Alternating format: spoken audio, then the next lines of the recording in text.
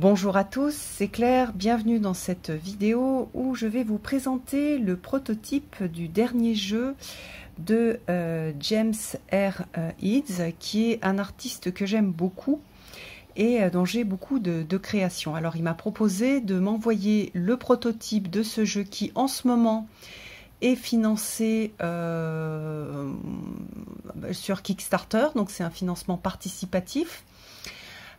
Pour pouvoir vous aider à voir un petit peu à quoi ressemble le jeu et puis que vous puissiez décider si c'est un jeu qui vous plaît ou pas. Alors moi j'aime beaucoup son travail. J'ai je crois tous ces jeux. Il fait aussi des puzzles qui sont magnifiques. Alors je vous avais déjà présenté le Prisma Visions Tarot. Le Light Visions Tarot qui a été celui-ci c'est la deuxième édition, mais il avait été créé avant.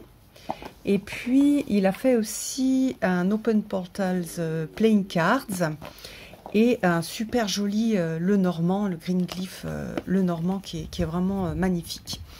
Alors, ce tarot-là, il est, en fait, il est de la même, enfin, vous allez voir, c'est pas tout à fait un tarot, mais quand même, il est sur la structure d'un tarot. Il a été fait pour fonctionner soit tout seul, soit avec ce magnifique tarot que vous avez vu plusieurs fois sur ma chaîne, qui a pas mal de succès et qui est vraiment très beau. Hop. Et donc, je ne vais pas vous faire mariner plus longtemps. On va découvrir donc le jeu. Alors la boîte, elle est super belle. Elle est faite dans une texture toute douce, type pétale de rose. Vous voyez qu'il y a du brillant. Est-ce que j'arrive à faire, voilà, du brillant sur la fleur. Au dos, c'est un peu comme dans les autres. On a quelques cartes. Voilà, 78 cartes. Et puis on va avoir un guidebook, enfin vous aurez un guidebook si vous participez au Kickstarter. Vous voyez ici qu'on a le même principe que sur son tarot, c'est-à-dire qu'on va avoir des cartes qui vont créer en fait des paysages. Si on, par exemple, on a alors là, qu'est-ce que c'est, le 3 d'arbre et le 4 d'arbre, vous voyez que le tableau continue. Donc, sur toutes les suites des mineurs, les cartes se suivent. Et quand on arrive avec la carte numéro 10, vous allez voir, on peut la lier à la carte numéro 1. Donc, c'est super intéressant. On a aussi cette idée de cycle. Alors, hop, donc, on ouvre la boîte, il y a un poème magnifique ici qui a été écrit par James. Il y a un beau travail au niveau aussi de l'argenté autour. C'est vraiment un petit bijou, on dirait une boîte à bijoux, c'est magnifique ce qu'il fait. Ici, on retrouve un peu les glyphes que l'on avait sur le Green Glyph. Et puis, on retrouve aussi, et là vous verrez dans le dos, des cartes, le dos des cartes du Prisma. Voilà, hop. Voilà, donc avec un œil, avec cette idée de connaissance à travers l'œil. Alors, hop. Voilà, au fond, c'est pareil, c'est magnifique. C'est vraiment, oh, je suis complètement sous le charme, je l'adore. Puis celui-là, il a ce côté vert que j'aime beaucoup. Et en fait, James a énormément travaillé à travers ce jeu sur lui. Et puis donc, il transmet aussi ce travail-là à travers les cartes. C'est-à-dire qu'il a fait tout un chemin lié aux notions de mort, renaissance, réincarnation, vie précédente.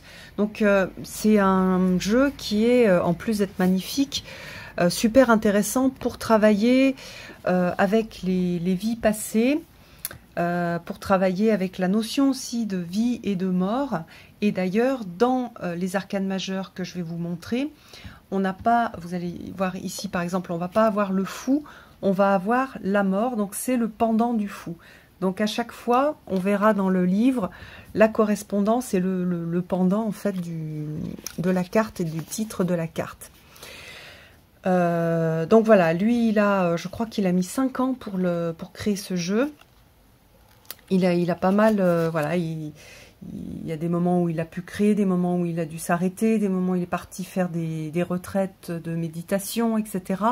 Donc il y a vraiment des morceaux de tripes qui nous sont livrés avec ce jeu-là.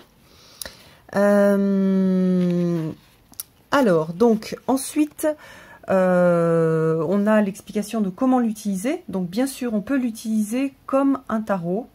On n'est pas obligé de suivre la partie vie antérieure. Mais donc, ça c'est un ajout. On va avoir des propositions de tirage assez classiques. Et puis après, on a des propositions de tirage qui sont liées aux vies passées. Donc par exemple, ça c'est un tirage spécifique aux vies passées. Et puis il en propose aussi un autre qui est très très grand. Voilà. Et j'ai trouvé que les tirages étaient super intelligents. Alors, donc, maintenant, on va regarder comment sont structurées les significations. Donc, vous voyez ici, on a la carte de la mort. On voit que la carte miroir, c'est le fou. On a des significations, alors des nouveaux commencements et une seconde chance avec cette idée de réincarnation et d'apprentissage qui se fait petit à petit. D'apprentissage et d'expérimentation, pardon, qui se font petit à petit au fur et à mesure de notre vie, de nos vies plutôt. Donc, chaque fois, on a un texte inspirant et puis une partie où il explicite la carte. Donc, vous voyez, à chaque fois, on va avoir aussi le symbole clé de la carte. Alors, j'adore ici The Crow, c'est la corneille ou le corbeau. Voilà, donc on a le corbeau ici qui est représenté avec à chaque fois, donc là c'est le magicien, avec la force de création et la manifestation. Et ça pour toutes les cartes. Au niveau des suites, donc on va avoir donc voilà jusqu'au 21 pour les majeurs. Pour les mineurs, on va avoir donc des suites avec la suite de feu qui est liée avec le lien au signe de feu astrologique. Et puis donc voilà des titres de suite qui ont été changés. Mais à chaque fois, on a le mot-clé, le titre la signification de la carte, même chose, un texte inspirant et un texte avec une explication, enfin il donne une explication sur la signification de la carte. Voilà, et ça pour toutes les suites classiques. Alors il a fait une dernière suite, qui est la suite qui contient tous les archétypes, en fait, toutes les façons d'être. Donc au lieu de mettre les cartes de cours dans les suites, elles ont été dans chaque suite. Par exemple, là, on va pas avoir le page, le cavalier et le roi et la reine. On va avoir toutes ces cartes-là de cours qui sont mis dans une dernière suite. Voilà, avec donc des personnages, 16 personnages qui vont constituer cette suite. Voilà. Alors, je fais une petite pause parce qu'il y a des enfants qui font un peu de bruit et je reviens. Hop, me revoilà. Alors, donc, au niveau des cartes, on va avoir des bords, enfin des tranches qui sont... alors ça fait un peu, c'est un peu style hologramme, mais très foncé. C'est magnifique. Bon, le dos, je vous l'ai déjà montré, il est incroyablement beau. Et puis on a une texture de carte qui fait... alors, c'est pas du pétale de rose, c'est des cartes qui glissent très très bien. Donc, ça va être un jeu qui va être facile à mélanger. Voilà, c'est un jeu qui va être très facile à mélanger. Et puis, c'est des cartes, alors ça, moi, j'aime bien, je suis sensible au bruit. Donc, elles font un bruit que j'aime bien. Et puis donc, nous allons maintenant regarder chaque carte. Alors, donc voilà, ici nous avons la mort avec la petite étincelle de vie. C'est pour moi, alors moi j'adore ces représentations, hein, mais là on a cette étincelle de vie. Pour moi, c'est l'étincelle de vie que l'on contient tous, notre propre étincelle de vie, notre petite flamme de vie. Et cette petite flamme de vie, elle est éternelle et on la retrouve à chaque nouvelle vie. Regardez comme c'est beau. C'est incroyable. C'est vraiment un artiste qui a un style bien à lui. Et il y a beaucoup de délicatesse, de douceur, presque même de tendresse à travers ces illustrations. Il y a une maîtrise aussi de la couleur, de l'ombre et de la lumière qui sont incroyables. Ah oui, ce que j'ai oublié de dire, c'est que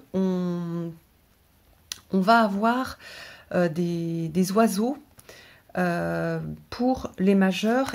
Donc là, on a le phénix pour le pape. Ah, j'adore ça. Voilà, ici, on n'a pas d'oiseau, mais regardez comme c'est beau. Le 6. Le plan spirituel. Donc, c'est un jeu très, très spirituel. Hein. C'est pas un jeu...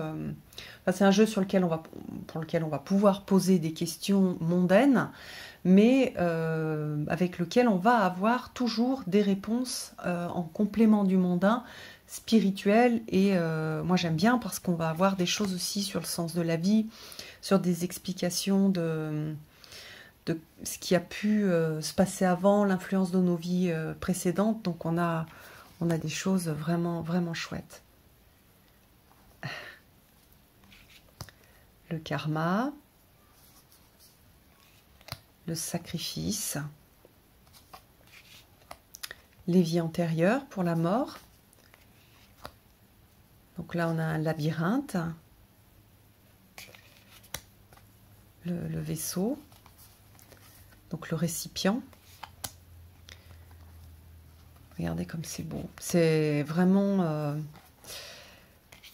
c'est un art qui se prête bien aussi. Bon, je ne sais pas s'il en a fait, mais c'est un art qui se prête très bien à la réalisation de tableaux sacrés, de tableaux religieux. La vie sur Terre. Donc là, vous voyez que le monde, c'est l'incarnation avec la vie sur Terre. Alors ça, ce sont les majeurs. Et ensuite, nous avons les mineurs. Alors, je vais essayer...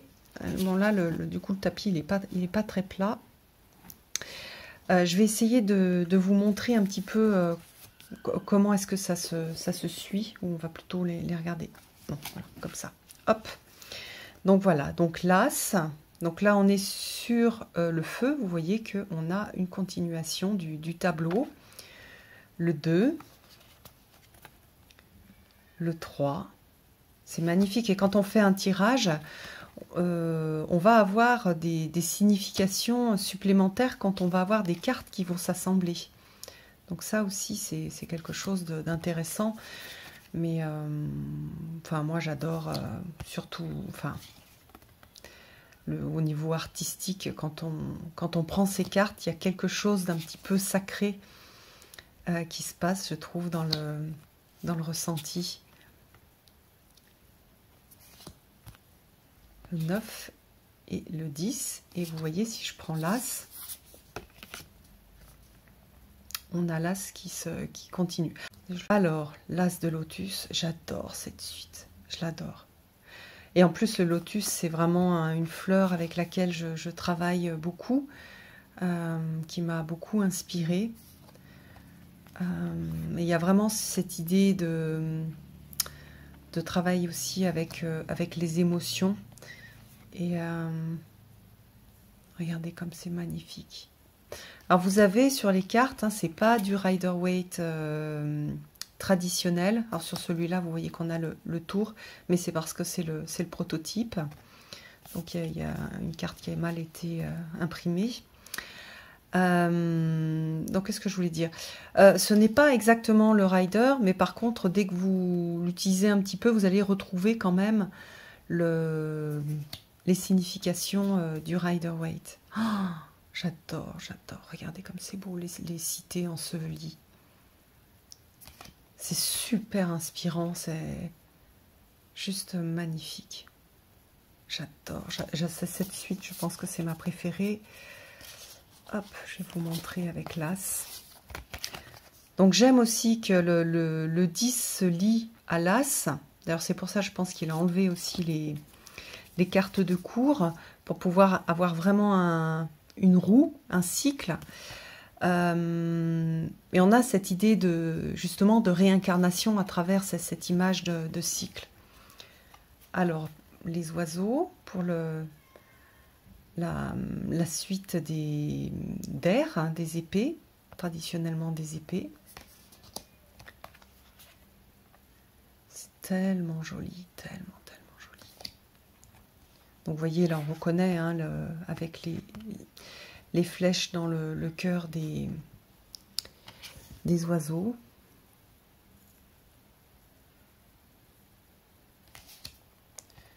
Quatre.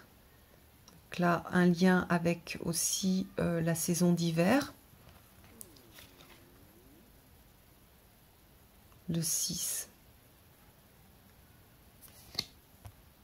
Avec les oiseaux.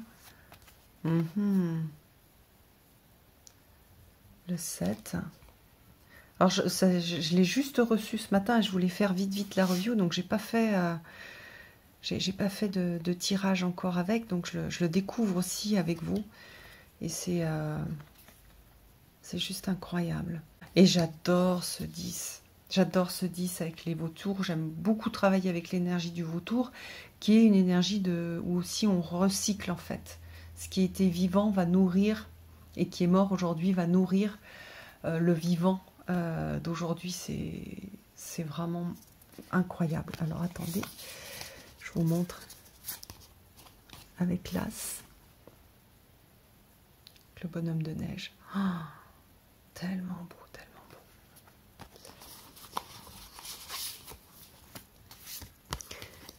Et la suite des arbres. Une suite magnifique aussi. Du coup, là, on a des couleurs plus vives, même si on a, regardez, un petit personnage. Oh, c'est tellement joli. Oh, j'adore le 4. Ça me fait penser à la Provence, à la récolte de la lavande. Oh, le 5. Le 6.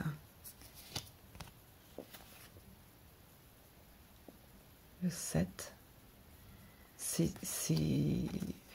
C'est pratiquement, on a énormément de paysages, il est très proche de la nature, donc c'est aussi pour ça que c'est un jeu qui me plaît beaucoup, parce qu'on a cette sorte de lien avec la nature, et même par exemple ici, où on va avoir des constructions humaines, on a toujours quelque chose qui est en lien avec le monde naturel.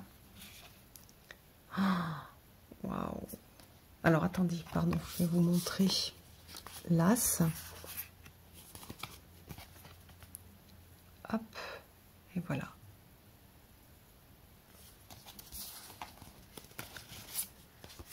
Hop. Alors ensuite, donc on a les 16, on va dire les 16 archétypes. Alors, là on a Monde d'horreur, qui est superbe. Ah, il y a une sorte de vortex en fait autour de lui. Le métamorphe. Le mystique. Oh, qu'est-ce qu'il est beau. Le protecteur, j'ai fait un tirage pour voir quelle était l'énergie du jeu, et c'est cette carte-là que j'ai tirée. Donc on a cette idée, je trouve, c'est vrai, à travers ces images et à travers l'énergie du jeu, quelque chose qui apporte pas mal de protection. C'est un jeu qui est enveloppant. Bon, là, ce sont des sous-mots. J'adore qu'il y ait un ou une tisseuse. Magnifique. D'ailleurs, je ne vous ai pas montré que ça se suivait. Regardez là, tac. Ici aussi. Là.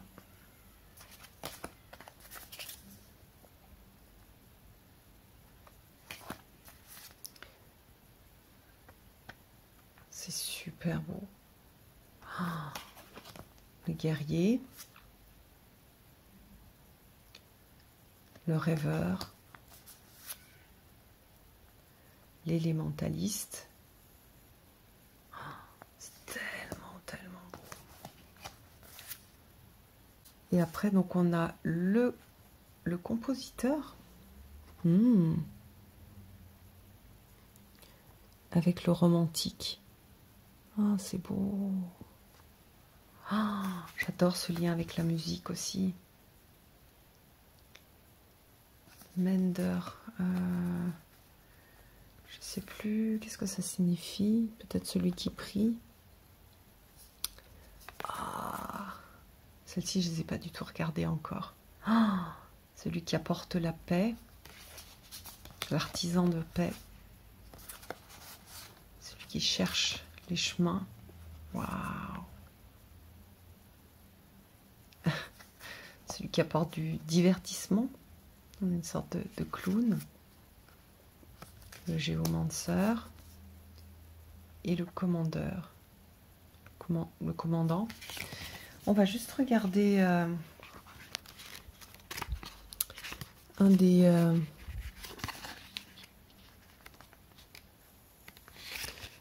Alors, attendez. Par exemple... Ah oui, et à chaque fois, vous voyez, on va avoir le lien avec la carte de cour. Le protecteur, c'est le roi de bâton. Et on a des qualités, les qualités de ce roi de bâton. Alors par exemple là, qu'est-ce qu'il dit sur le protecteur? Lorsque vous tirez le protecteur dans un tirage, il peut être symbolique ça peut être le symbole d'un temps excellent pour aller plonger dans sa créativité.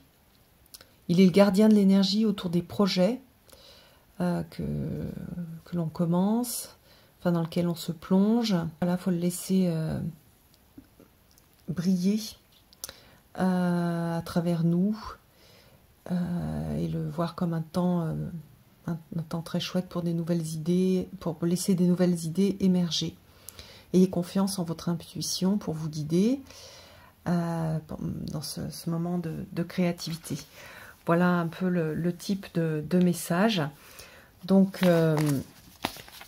c'est vraiment un super joli jeu. Il est...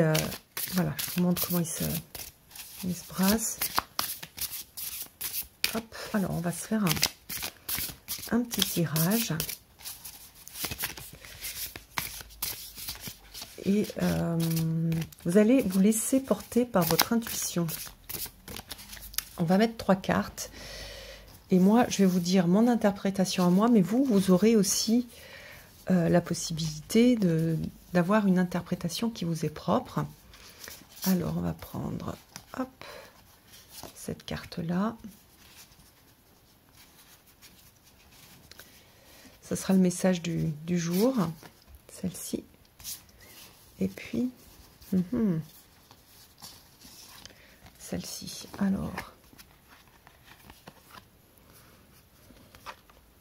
alors, vous voyez qu'ici, donc on a un personnage. Ah, pardon, je vais le mettre plus ici. On a le mystique ici. Donc on peut l'utiliser en disant voilà, il y a le mystique qui permet donc de faire un pont entre les différents chemins qu'on a pu parcourir et que l'on va parcourir. Et donc peut-être que le mystique, il est là, notre partie mystique, elle est là pour nous aider à retrouver les chemins que l'on a parcourus, pour faire le pont entre ces chemins parcourus et notre vie d'aujourd'hui. Et on a donc cette connexion entre le passé, entre le futur et tous ces chemins qui sont là, disponibles, et auxquels on peut accéder pour pouvoir avoir des informations pour notre vie actuelle, pour notre présent d'aujourd'hui. Voilà, j'espère que ça vous a plu. Je vous embrasse tous très fort et je vous donne rendez-vous pour une prochaine vidéo. À bientôt!